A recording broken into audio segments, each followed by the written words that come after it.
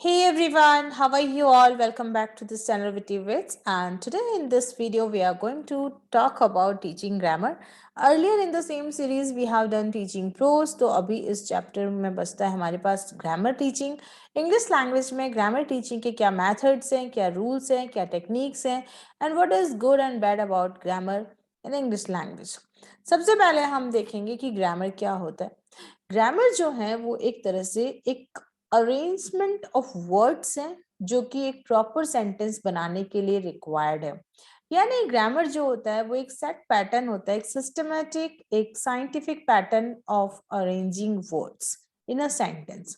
ठीक है, तो इसे हम साइंस ऑफ लैंग्वेज भी कहते हैं, सोल ऑफ लैंग्वेज भी ग्रामर को ही कहा जाता है. Question comes from here also that soul of language is grammar. तो ग्रामर को हम कहेंगे कि जो एक ऐसे रूल देता है, एक ऐसा पैटर्न देता है, एक सिस्टम देता है जो बताता है कि हमें एक प्रॉपर सेंटेंस बनाने के लिए वर्ड्स का अरेंजमेंट किस टेक्निक से करना. एक तरह से ये एक analytical and terminological study of sentences है. ओके, अब हम ग्रामर की बात करें तो इसके अलग अलग टाइप्स होते हैं. एक ग्रामर होती है पर्सपेक्टिव ग्रामर, एक होती है descriptive grammar, scholarly traditional grammar, structural grammar and transformational generative grammar. Grammar के ही डिफरेंट डिफरेंट फॉर्म्स बताए हैं जिनको हम डिटेल में वन बाय वन स्टडी करेंगे. तो सबसे पहले टर्न आता है पर्सपेक्टिव ग्रामर का. पर्सपेक्टिव ग्रामर कुछ भी नहीं है, बस सिंपल सी इसे हम कहेंगे फॉर्मल ग्रामर, थ्योरेटिकल ग्रामर.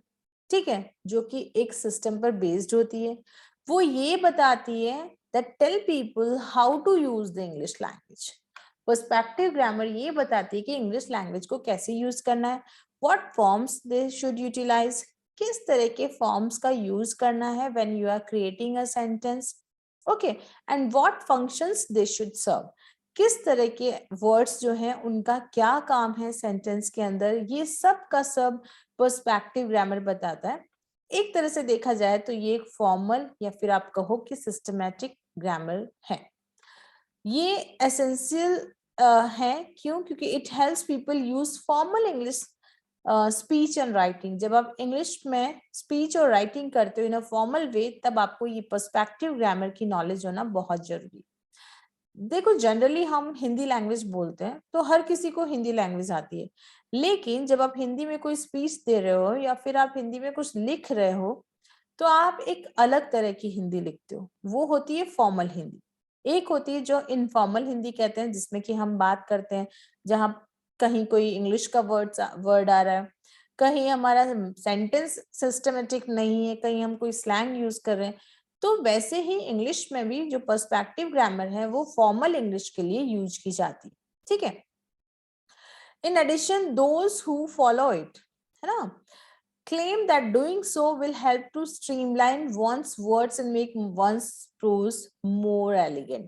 यदि आप पर्सपेक्टिव ग्रामर को यूज करते हो अपने लैंग्वेज में, ठीक है, तो वो आपकी लैंग्वेज को, आपके प्रोज को, आपने जो लिखा है उसको और एलिगेंट बनाएगा, है ना. It look more beautiful. Schools aim to teach perspective grammar to provide people a common standard of uses. और इसीलिए स्कूल में जो स्कूल टीचिंग में ग्रामर पढ़ाई जाती है वहां पर हम पर्सपेक्टिव ग्रामर का यूज करते हैं, क्योंकि ये क्या करता है, एक कॉमन स्टैंडर्ड प्रोवाइड करता है कि ग्रामर जो है वो ये सिस्टम पर बेस्ड है और आपको लैंग्वेज के सेंटेंसेस इसी पैटर्न पर बेस्ड होकर बनाने. ठीक है, इसलिए स्कूल लेवल पर हम पर्सपेक्टिव ग्रामर का यूज करते हैं. नेक्स्ट हम देखेंगे कि फॉर एग्जाम्पल यदि हम देखें, जैसे less goes with mass nouns, है ना. जो मास होता है यानी कि हम कह सकते हैं अनकाउंटेबल नाउन्स, जो कि एक तरह से क्वांटिटी को शो करता है, वहां पर हम लेस को यूज करते हैं, लेस मनी. अब आप फ्यूअर मनी यूज नहीं कर सकते क्योंकि फ्यूअर वर्ड को हम काउंटेबल नाउन के साथ यूज करते हैं. तो लेस के सिमिलर वर्ड है फ्यूअर, लेकिन लेस को हम एक क्वांटिटी के साथ यूज करेंगे और जो फ्यूअर है उसको हम काउंटेबल्स के साथ यूज करेंगे और ये हम अनकाउंटेबल के साथ यूज करते हैं. तो ये वेरिएशन हमें पर्सपेक्टिव ग्रामर बताता है. ठीक है.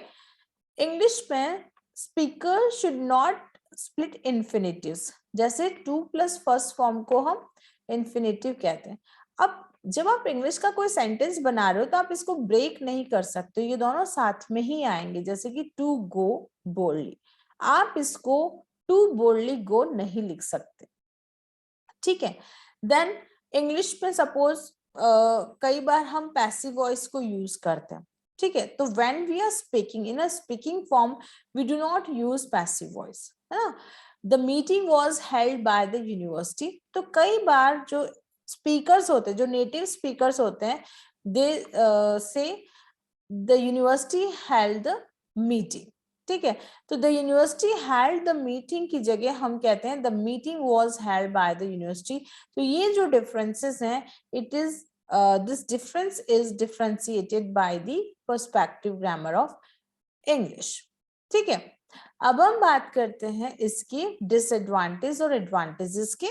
तो एडवांटेज में हम देखेंगे कि पर्सपेक्टिव ग्रामर जो है वो एक तरह से formal writers and resources provide करता है। यानी जो पर्सपेक्टिव ग्रामर से कुछ राइटिंग लिखता है तो उसकी राइटिंग बहुत ही एलिगेंट और फॉर्मल होती है, सिस्टमैटिक होती है, साफ सुथरी होती है। पर्सपेक्टिव ग्रामर से टीचिंग का एक और फायदा ये है कि ये नॉन नेटिव स्पीकर्स, है ना, सॉरी, नॉन नेटिव टीचर्स और लर्नर्स दोनों के लिए रिक्वायर्ड है, यानी कि उन दोनों को फायदा देती है। वो लोग जो कि जिनकी इंग्लिश एक मदर टंग नहीं है या होम लैंग्वेज नहीं है, जिनकी इंग्लिश एक सेकंड लैंग्वेज है, उन लोगों को पर्सपेक्टिव ग्रामर बेनिफिशियल रहती है, जैसे कि आप और हम लोग। क्यों? क्योंकि ये क्या करती है, पहले उस लैंग्वेज के डेफिनेट रूल्स बता देती है। तो जब आपको किसी भी चीज के रूल्स ऑलरेडी पता है तो फिर आप कंफ्यूज नहीं होगे, क्योंकि आप रूल बेस्ड काम करोगे और वहां पे एक्यूरेसी के चांसेस ज्यादा रहेंगे। अब हम इसकी यदि हम शॉर्टकमिंग की बात करें या इसमें क्या डिसएडवांटेज है, तो वो ये है कि जो नॉन नेटिव स्पीकर्स हैं वो जब किसी नेटिव स्पीकर से बात करेंगे तो वो कंफ्यूज हो जाएंगे। क्यों? जैसे कि हम हिंदी लैंग्वेज को एज ए हिंदी स्पीकर बोलते हैं, इसी हिंदी लैंग्वेज को आप इनफॉर्मल वे में बात करो और एक फॉर्मल वे में बात करो। अब सडन कोई अंग्रेज यदि आके इनफॉर्मल वे में हमसे बात करेगा, क्योंकि उसने तो सिस्टमेटिक हिंदी पढ़ी है ना, तो वो कंफ्यूज हो जाएगा कि इसने यहाँ पे ग्रामर का ये रूल क्यों नहीं यूज किया। तो इसी तरह से जब कोई नॉन नेटिव स्पीकर इंग्लिश के नेटिव स्पीकर से बात करेगा तो ये नेटिव स्पीकर एक तरह से इनफॉर्मल स्टाइल यूज करेगा, जबकि हम नॉन नेटिव स्पीकर जिन्होंने फॉर्मल वे में पढ़ा है, पर्सपेक्टिव वे में पढ़ा है, वो फॉर्मल इंग्लिश को बोलने की कोशिश करेगा और इस वे में ये कंफ्यूज हो जाएगा कि ये सही बोल रहा है या रॉन्ग, जबकि नेटिव स्पीकर सही बोल रहा होगा लेकिन वो इनफॉर्मल वे में बोल रहा होगा, अपनी स्टाइल में, अपने स्लैंग्स में, ठीक है। तो ये इसका एक लूप फॉल है, ठीक है। They might realise that some natives do not write और स्पीक विद दीज रूल्स, क्योंकि कई बार नेटिव स्पीकर्स इन रूल्स का यूज नहीं करते क्योंकि वो इनके लिए यूज टू होता है और अंडरस्टूड होता है, तो उन्होंने अपना अलग पैटर्न बना लिया होता है, अलग स्लैंग बना ली होती है और इस वजह से नो नेटिव स्पीकर कंफ्यूज हो जाता है, ठीक है। ये तो था पर्सपेक्टिव के बारे में। नेक्स्ट जो हमारा रूल आता है वो है डिस्क्रिप्टिव ग्रामर। ओके, अब डिस्क्रिप्टिव ग्रामर की बात करें तो ये this is how native English speaker actually talk and right, यानी कि डिस्क्रिप्टिव ग्रामर जो है वो नेटिव इंग्लिश स्पीकर जिनकी इंग्लिश फर्स्ट लैंग्वेज है वो लोग इस वे में बात करते हैं या जिस वे में लिखते हैं वो डिस्क्रिप्टिव ग्रामर होती है। इसके अंदर कोई पर्टिकुलर कॉन्क्रीट आइडिया नहीं होता कि इसको इस तरह से स्ट्रक्चर बनाओ, यानी कि यहाँ पे कोई रूल्स बेस्ड स्टडी नहीं होती। Okay, it is not saying how it should be use, ठीक है। ये भी नहीं कहता है कि आपको इसको इस तरह से यूज करना है, जैसे कि हमने पर्सपेक्टिव में देखा कि टू प्लस फर्स्ट फॉर्म है तो आप उसको ब्रेक नहीं कर सकते हो। ये किस पे फोकस कर रहा है? It focuses on describing the English language as it is use, जिस तरह से इंग्लिश लैंग्वेज को यूज किया जाता है नेटिव स्पीकर्स के द्वारा, वैसे ही ये डिस्क्रिप्टिव ग्रामर में बताता है कि आपको लैंग्वेज को उसी तरह यूज करना है, आपको किसी स्ट्रक्चर पर बेस्ड या फिर डिपेंडेंट नहीं रहना है। ये भी नहीं कहता है that there is a right और wrong way to use language. ये नहीं कहता कि आपने इसको गलत बोला, इसको सही बोला। इसके हिसाब से आपने लैंग्वेज यूज की और सामने वाले को समझ में आ गई है तो आपकी लैंग्वेज सही है। मेन एम्फेसिस किस पे है?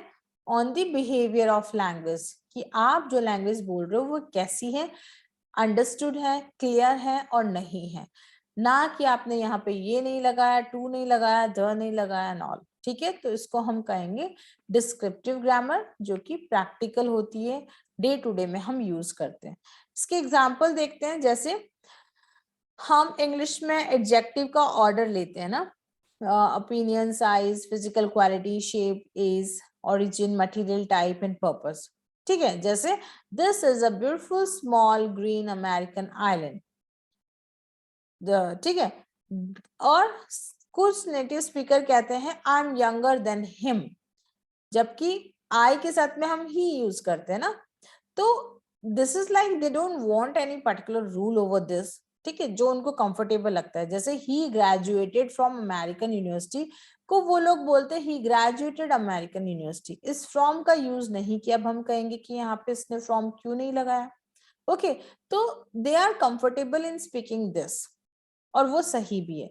जैसे हम यूज करते हैं tags, I am not going anywhere को वो बोलते हैं एंड, गोइंग टू को बोलते हैं गोना। ठीक है, तो this is all about the descriptive grammar, जो कि उनका अपना पैटर्न होता है, जिसको आप क्वेश्चन नहीं कर सकते हैं। क्या सही है क्या गलत है नहीं कह सकते हैं। ओके, अब यदि हम बात करें इसके एडवांटेज और डिसएडवांटेजेस की, तो जो डिस्क्रिप्टिव ग्रामर है इसका फायदा ये है कि ये जो नो नेटिव स्पीकर हैं उसके प्रोनाउंसिएशन को इम्प्रूव करता है, क्योंकि यहाँ पे more focus is on speaking not on your grammar. जब आप स्पीकिंग पे फोकस करोगे तो डेफिनेटली आपकी प्रोनाउंसिएशन इम्प्रूव होगी। और ये इस तरह से साउंड करवाता है जैसे कि आप अंग्रेज हो, यानी कि आप नेटिव स्पीकर हो। तो यहाँ पे जब फोकस किया जाता है तब आप इस तरह से स्पीकिंग करते हो कि आपको फीलिंग आती है कि आप एक अंग्रेज हो, ना कि दे वांट कि आप एक अच्छी इंग्लिश बोलो, यानी कि आपकी इंग्लिश जो है वो ग्रामेटिकली सही हो या ना हो, बट फ्लुएंसी उसकी अच्छी होनी चाहिए, तो आप जल्दी अच्छा बोल लेते हैं। और इसका एक और जो हेल्प करता है ये किसमें, language learners understand the applied uses of language. Applied मतलब जिसको आप अपनी डे टू डे की लाइफ में यूज कर सकते हो। आप एक बेटर वे में कम्युनिकेट कर सकते हो विथ नेटिव स्पीकर्स। डिस्क्रिप्टिव वे में यदि आपने इंग्लिश लैंग्वेज ग्रामर पढ़ी है तो आप जल्दी ही अंग्रेजों से बात कर सकते हो इजी वे में। अब हम इसकी लूफॉल देखें तो क्या है, जैसा हमने देखा कि ये फॉर्मल नहीं है। डिस्क्रिप्टिव वे में पढ़ना is like somewhere kind of informal. तो जो एग्जाम्स होते हैं और स्पीच जब आप दोगे वहां पे आप डिस्क्रिप्टिव वे में यदि आपने ग्रामर पढ़ी है तो आप बेकार हो। ठीक है, I am gonna do this, है ना, आई वाना डू दिस, ये आप ना एग्जाम में लिख सकते हो ना ही स्पीच में बोल सकते हो। तो जहां पे फॉर्मल वे आ जाएगा वहां आपका ये जो descriptive way of learning grammar जो है वो आपको हेल्प नहीं करेगा। क्लियर? ओके, नेक्स्ट हम बात करते हैं स्कॉलरली ट्रेडिशनल ग्रामर। अब ये वर्ड बना है स्कॉलरली से और ट्रेडिशनल से। स्कॉलर्स कौन होते हैं? जो यूनिवर्सिटी के स्टूडेंट्स होते हैं, रिसर्च स्कॉलर्स होते हैं, जो कि वहां पर रिसर्च करते हैं, पढ़ते हैं। In developing it, they use bibliographical references. Bibliographical references का मतलब होता है अलग अलग अच्छी अच्छी बुक्स जो ग्रामर पर लिखी हुई है उनसे रेफरेंस लेके उनसे रूल्स निकाल के उन्होंने अलग से एक ग्रामर बनाई हुई होती है, जिसको हम स्कॉलरली ट्रेडिशनल ग्रामर कहते हैं। ये क्या करते हैं?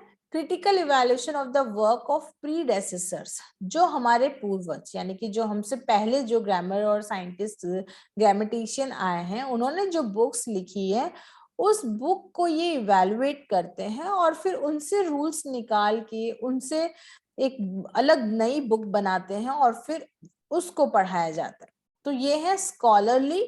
ट्रेडिशनल किससे बना? हमारे प्रीडेसेसर से, जो हमारे पूर्वज, पूर्वज का मतलब इसी जनरेशन में या 2-3 जनरेशन पुराना, ना कि बंदरों के जमाने का।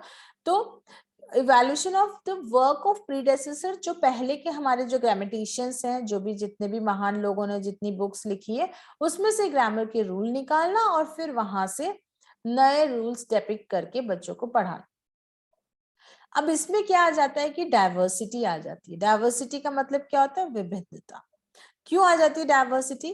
क्योंकि एक स्कॉलर ने सपोज 10 ग्रामेटिशियंस, हमारे जो 10 प्रीडेसेसर्स हैं उन पर बेस्ड होके सपोज पैसिव वॉइस के रूल्स निकाले, ठीक है। अब क्या प्रॉब्लम आ गई कि यहाँ पे पैसिव वॉइस भी नहीं, सपोज हम मॉडल वर्ब्स की बात करें, तो अब प्रॉब्लम क्या आएगी कि एक कैन के लिए इसने कुछ अलग एग्जांपल दिए, इसने कुछ अलग रूल्स दिए, इसने कुछ अलग रूल्स दिए, ऐसे करके 10 ने 10 तरह के रूल्स दे दिए। तो ये पढ़ने वाला और पढ़ाने वाला दोनों ही कंफ्यूज हो जाएंगे, क्योंकि यहाँ पे डाइवर्सिटी।